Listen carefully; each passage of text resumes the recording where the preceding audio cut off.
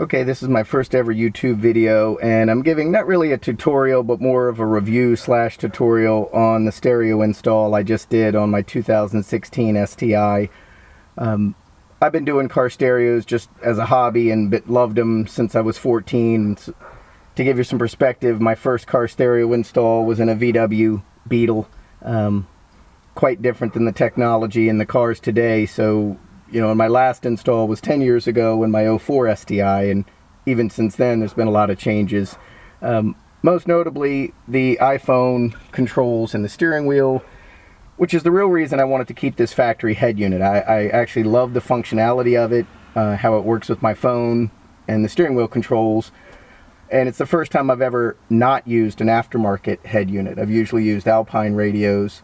So I was a little nervous about how the quality would be of this. But overall, I have to say I've been really impressed with how it sounds, and certainly the functionality. So to get right to what I did is I've connected this factory head unit, and let me scroll back here to a JL Audio kind of buried under their amplifier. It's their HD amp. I think it's 100 watt by 4 and then 500 to the subs. I've used two of the JL 10-inch subs. They're new ones that are very flat and allow for a very small box. The boxes are 0.5 cubic inches, which they were actually so small, putting them together as I would normally do would have left gaps on the left and right. So I decided to fill the space in the middle with a cubby hole to keep my tire pressure gauge, tire plugging kit, and air pump. So as I go to the back, my other goal, which I think I was able to accomplish, was I play lacrosse, so I wanted to be able to keep room in my trunk for my lacrosse equipment. So I wanted as much room as possible, so I think it's done that. The speakers and all four of the doors are JL Audio. I went with the 6-inch in the back just to make them a little easier to fit, the 6 1/2, I'm sorry, in the front. And overall, as I said, the sound is really good. The subs are really impressive, especially considering the small size subwoofer box that they're in. And probably the trickiest part, and which I'll try to show you now, is how to get this head unit off. This was not typical of most cars. You start with having to pull off this piece here, and there's a couple of videos on how to do this already, but you probably want to put some tape here to protect it, get a plastic tool in here, kind of pry it up, and then this piece pulls straight off. Then is where it gets tricky. You now have to take off this trim piece here and this trim piece down here, and when you do that, there is a screw that you'll be able to see going back up there that you have to undo, and kind of the same thing on the other side. So over here, I had to take out the glove box, so I had to pull just this glove compartment out, and once that was pulled out, I could then access again that screw, which is back up there, that you have to undo. And it's kind of obvious when you see it. There's like a little hole you have to go through. So once you have undone that, you know, the screw on this side, the screw on the driver's side, then you can reach under the air conditioning controls here. And again, you might want to use a little tape and some plastic tools and kind of get that little snaps undone. And then literally the whole radio and air conditioning controls together all pull straight out. So then what I did was I actually reused the factory speaker wires, really just to save time. And I know there's a lot of hype about speaker wires. I personally, I don't believe most of that hype. I think the most important and critical issue is the connections. You know, how you connect the wires and keeping a wire whole and having as few connections as possible. So I got a kit, and I don't forget the name, but I'll try to post it in the comments, of a wiring harness that was really great because it allowed me to tap into the factory wiring harness, And as I said, I think the real issue isn't so much the quality of the wire, but the quality of the connection. So I solder all these connections, connected the wires from the factory head unit, ran those out this side, down the railing here, and into the trunk, which I'll show you here. You know, so those wires come in, and actually let me pause here, I'll pull this stuff out of the way. So I made this piece here be able to slide out so that I can access the amplifier. So there's the amp, the capacitor. So those factory wires run back here, they run straight into the amp, which has high level inputs. And then I ran you know, wires back to the head unit, and those wires connect back to the speaker wires up here and go out to the speakers.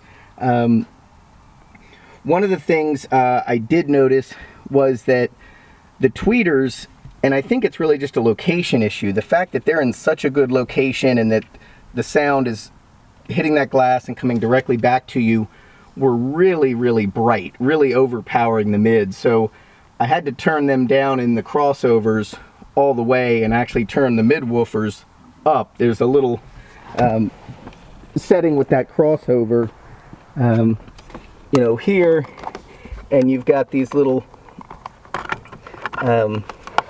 pins that you can set. So I've got the mid-range to high, and I've got the crossover, which is over there on the other side, for the tweeters to be all the way down. Otherwise the tweeter sound was just way, way too bright. And the tweeter install was pretty straightforward. This pops out here.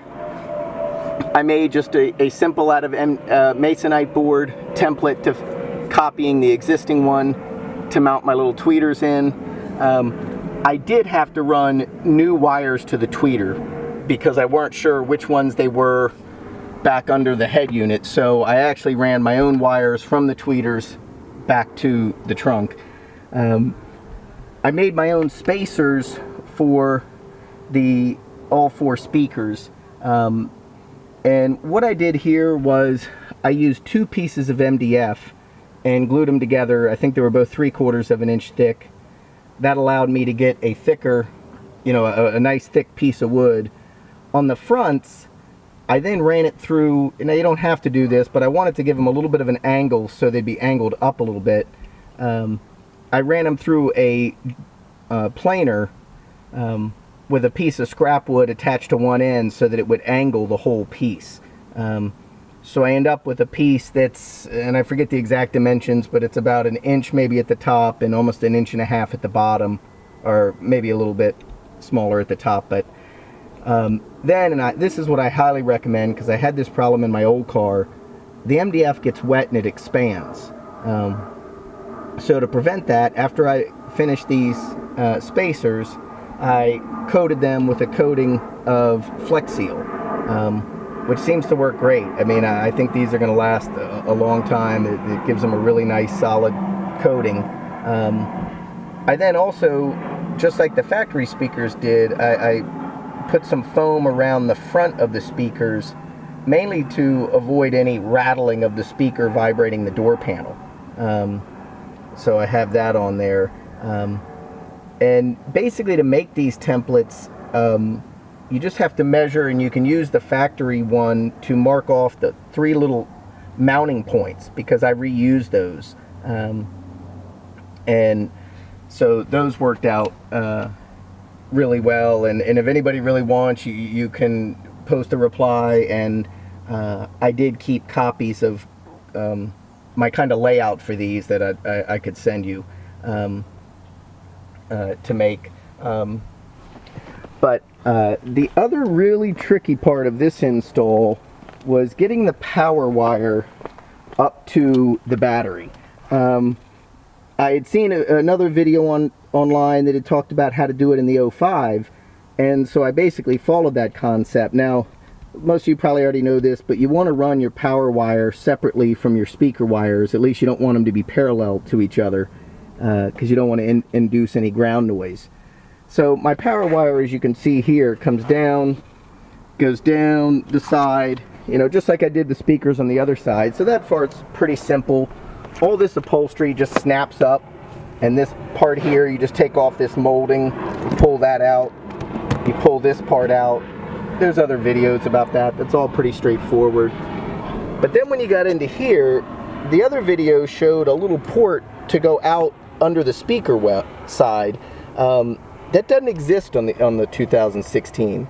There was, however, a plastic like wire little harness thing, and what I was able to do is pull that out, drill a hole, or kind of enlarge a hole that was before it, and force the wire through behind there, and then kind of again following that other video, was able to come under here, pull this piece out, this little trim piece, and then run the wire from here up and into the trunk. And let me open that up, hold on. Okay, so it's hidden behind this piece here, which looks like I've lost my little plastic piece there, but I guess I can open it up now. So the wire, and I put it in the, you know, a loom around it to protect it, but the wire comes here, comes to a little circuit breaker I have, and then of course to the power connector on the battery. I also highly recommend putting a beefier ground wire, which I did from the ground, just right to where the existing battery ground goes. But the existing one is a pretty small wire, probably not up to the power, you know, I'm running on this system. But that part was pretty tricky. Sorry I didn't have time to do the video while I was doing it and actually show you how I did that.